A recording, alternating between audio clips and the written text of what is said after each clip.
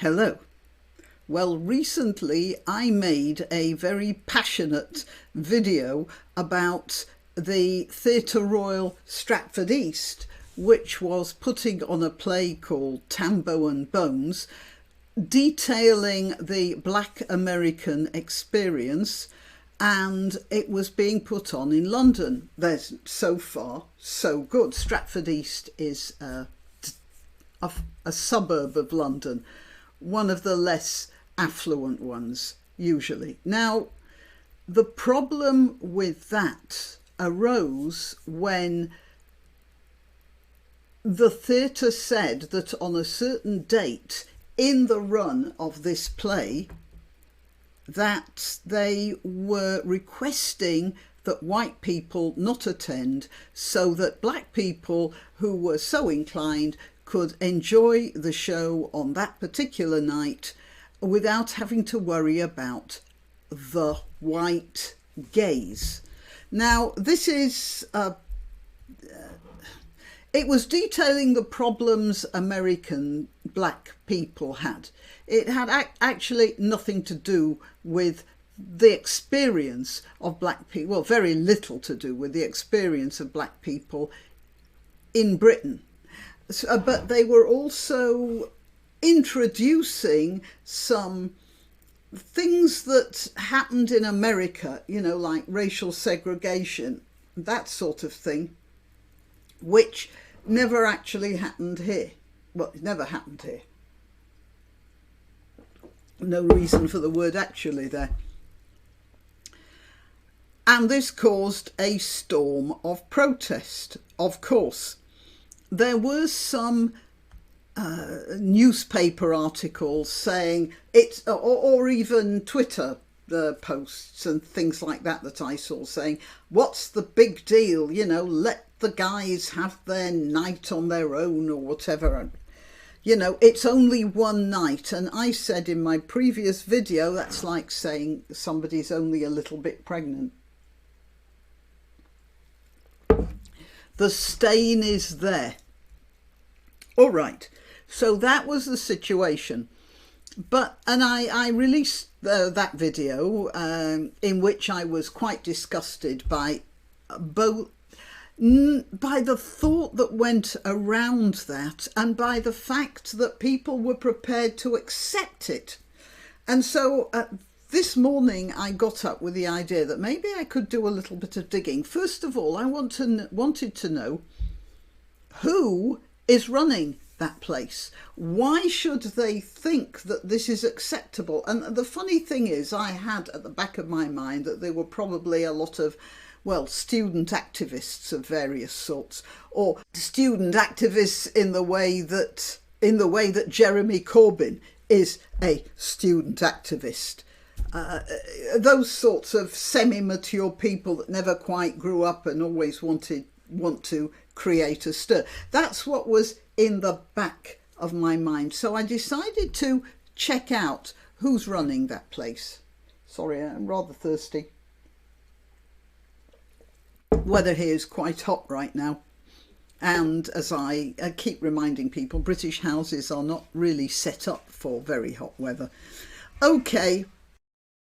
Well, first of all, I want to tell you that common sense has reared its head in one or two places, notably in the House of Commons, where a question was put by an MP called John Hayes, who asked the Secretary of State for Culture, Media and Sport if she'll hold discussions with the Arts Council on the potential implications for its funding of the Theatre Royal Stratford East, because the play is hosting, the theatre is hosting a play to which white people have been requested not to attend. I want to, first of all, I've got to say, they didn't say no white people can come, because that's against the law. What they said was, if you're white, please don't come. That's what the thing was. So legally they are still within the right limits. Right, so John, and of course, being a theatre, they were getting Arts Council funding. in a way. I'll get to that in a minute. So anyway, John Hayes asked for the Secretary of State for Culture, Media and Sport to have a look into this. And John Whittingdale, another MP, also asked for some attention on this. I might point out that these two are Conservative MPs. He says the decisions made by the Arts Council about the allocation of funding for national portfolio organisations, and that's what I wanted to say, because when I started researching this, I discovered the Arts Council wasn't giving any money to Stratford East at all, and I thought, oh wow. And then I discovered they are part, the Stratford East is part of what's called an arm's length organisation. And it's called the National Portfolio Organisation. And it seems to me, and at this point I have to tell you, I've done about 3 hours research on this now, and I'm still missing a lot of stuff. So I could have got some stuff wrong. And if anyone can see any sort of lapses in what I'm talking about, then, you know, just put it in the description, unless I get something horrendously wrong and have to take the video down, of course, for, you know, for not being within the limits of truth. Anyway, a national portfolio organisation apparently is, they bundle a lot of theatres and arts groups together, and then they hand them out the money, and then that's divided out between them. That's why it's called an arm's length organisation. And the idea, I suppose, is that the government can't have a direct influence on what these things do. So in principle, it sounds like a good idea, doesn't it?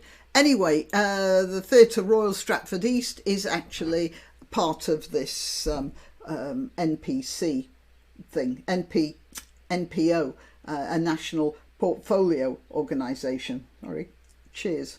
It's only water, by the way. Right, so now you know what the setup is. And I found this, the Arts Council announced it had, well, this was in 2017, over €1 million for 11 new projects around the country under what they call the Open Call programme. And one of them was in Stratford East, worked with Kerry Michael of Theatre Royal Stratford East and Marcus Faustini, Brazil, to adapt and produce large-scale and ambitious home theatre project across Dublin 15. I don't know, I'm just telling you about this because I just want you to see that they're getting money, and it's going all over the place, not just that theatre. A partner with Ireland's National Theatre, the Abbey, and with Cork Midsummer Festival, Theatre Royal Stratford East and Irish Arts Centre in New York to present it to the widest possible audience. Well, that sounds pretty wide. Okay, so you can see there's like a network of theatre organisations and theatre organisations. Oh, all right. So now I thought, well, who are the directors of the Stratford East Theatre? So or organisation, or whatever you want to call it. The first one is the Right Honourable Dame Margaret Hodge, MBE. She's the chair. And it mentions here that Margaret Hodge has been Member of Parliament for Barking since 1994.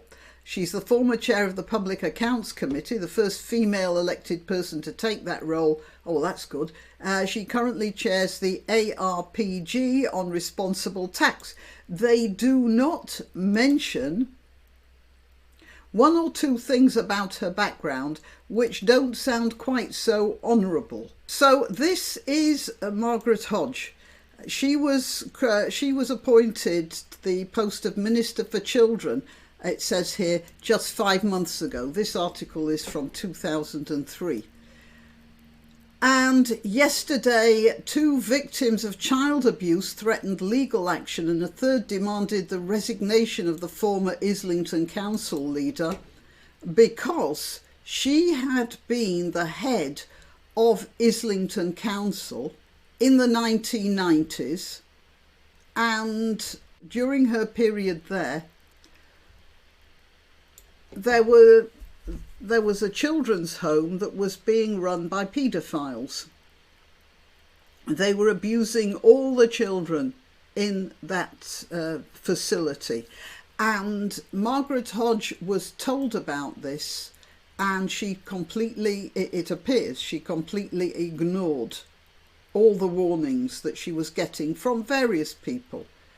And she was a very loyal Labour Party member. She made her political reputation in Islington, where she was leader from 10 years from 1982. She said, it says here, she was a moderniser, and she was a close neighbour of Tony Blair. So they all lived in the same place, and her husband was a solicitor who gave Sherry Blair her first brief as a barrister. So you could see they were all pals. Well, there's nothing wrong with that, but what had happened was, because they were all pals, she wasn't prepared to rock any boats. The Islington child abuse scandal has dogged her since 1992, when the London Evening Standard exposed how, for 2 decades, children in the borough's care homes were molested, driven into prostitution, and, yeah, you can get the word there, by people in positions of trust. Mrs. Hodge initially derided the reports as gutter journalism, but within 2 years accepted there'd been abuse and blamed her initial response on misleading information from officials. You know, somebody once said you can't mislead people unless they want to be misled. Meanwhile, she was elected MP for Barking, so a person of such obvious incompetence became an MP. I don't suppose that has anything to do with the fact that they were neighbours, big pals, and her husband gave Tony Blair's wife her first job. No, I really don't think it had anything to do with that. I think it had to do more with a sort of general feeling that she was one of us. All right, the Standard was vindicated in 1995 by an independent report which recommended drastic change in the way the council operated. The whole issue appeared to have died down as the years went by and was not raised when she was appointed Education Minister in 1998. And then, this is, as I said, in 2003, Mr. Blair reshuffled his cabinet and she became Minister for Children, a job that brought together areas such as youth justice, childcare, Sure Start and teenage pregnancy units. Right, okay, she says she didn't ignore a single allegation of abuse. Well, one wonders why it went on for so long. And then she said that because of her experience in Islington, that made her well equipped to learn the lessons of past mistakes. So, look, this is a woman who seems to be completely made of Teflon, because somebody like that from maybe lower classes or not from Islington would have been cancelled by now. They'd have been working as a street sweeper somewhere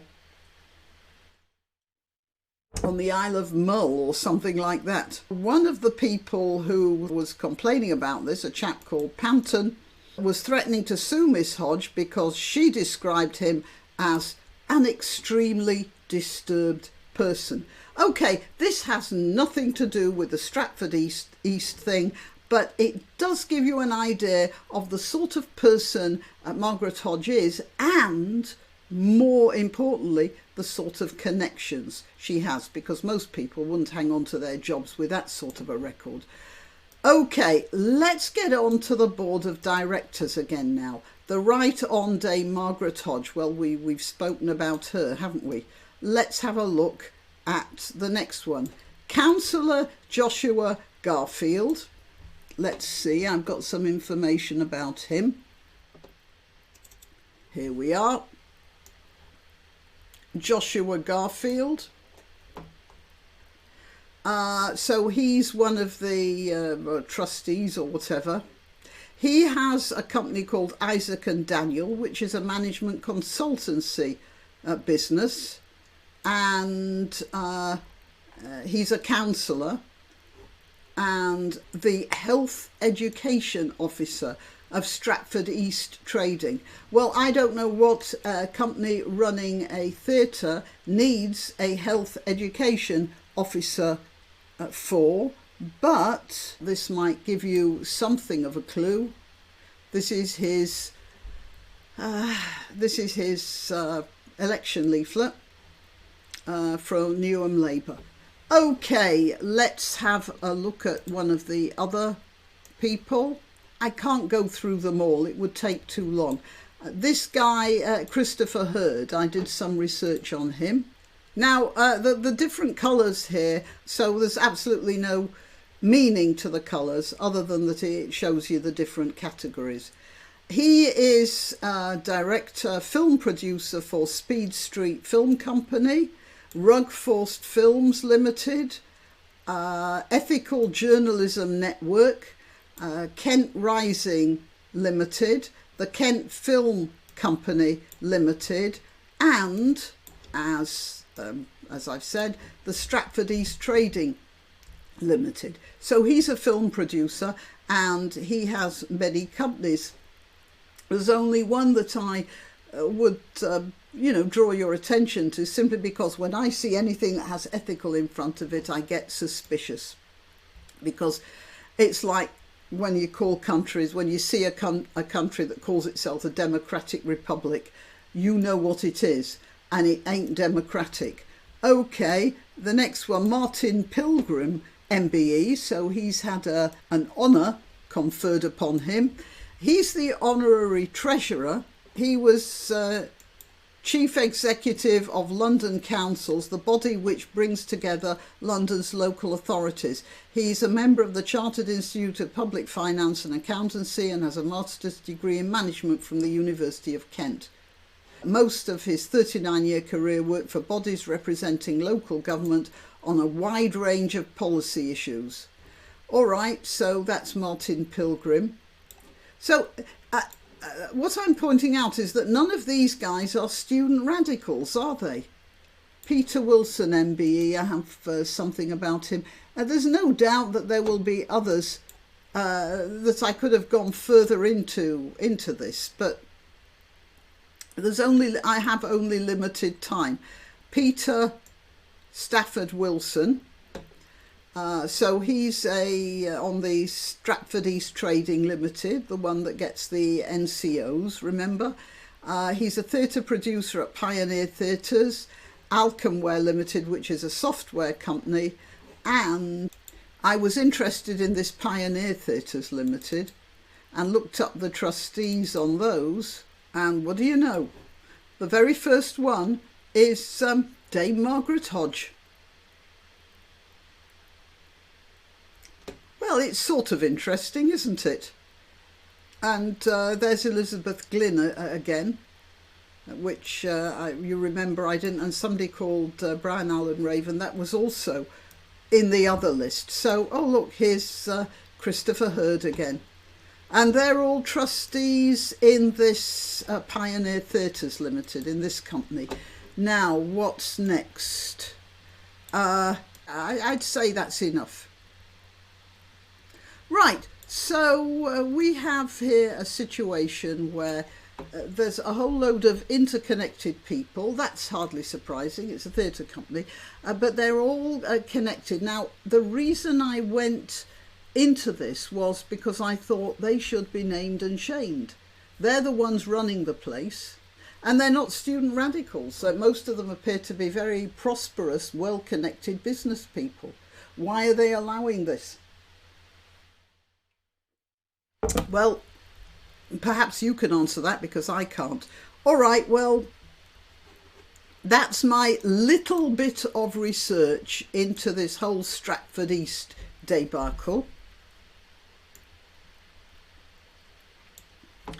And I thought you might be interested.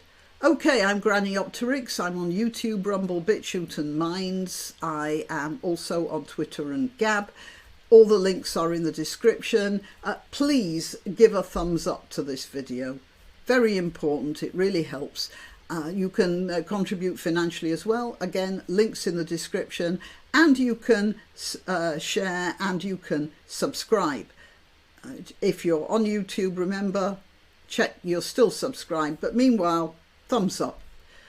Okay, till next time. Why not treat yourself or a favoured relative or friend to these magnificent examples of merch? The mugs and t-shirts come in the Granniopteryx design or Grambo with a firearm or the more deadly knitting needles. Go to www.granniopteryx.com and whatever platform you're watching this on, please click like, subscribe and share.